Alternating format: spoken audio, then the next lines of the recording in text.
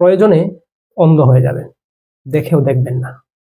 প্রয়োজনে বধির হয়ে যাবেন, শুনেও শুনবেন না। প্রয়োজনে বোবা হয়ে যাবেন, অনেক বলার ইচ্ছে হবে, বলবেন না। প্রত্যেকটা বিষয় হজম করবেন, সাথে কি করবেন? নিজের কাজে ফোকাস রাখবেন, বারবার ফোকাস দিবেন আরো কি করে ভালো করে করা যায়।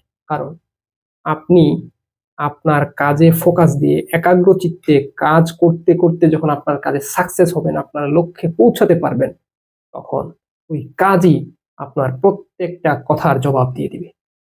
যা বোঝাতে চেয়েছি, যারা বোঝার দরকার, আশা করি বুঝে যাবে। কারণ আমরা অনেক সময় অনেক কিছু দেখে কথা বলতে শুরু করে দেই, তর্ক বিতর্ক শুরু করে দেই, অনেক নেগেটিভিটি আসে, সেগুলোর জবাব দিতে গেলে বা সেগুলোর জবাব দিতে গিয়ে আমরা নেগেটিভ হয়ে যাচ্ছি, আমাদের প্রোডাক্টিভিটি নষ্ট হয়ে যাচ্ছে। সো সবকিছুর জবাব সব সময় দিতে হয় না, আপনার কাজই আপনার জবাব দিয়ে দিবে।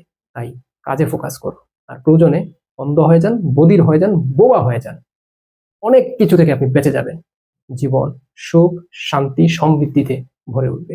ভালো থাকবেন, সুস্থ থাকবেন।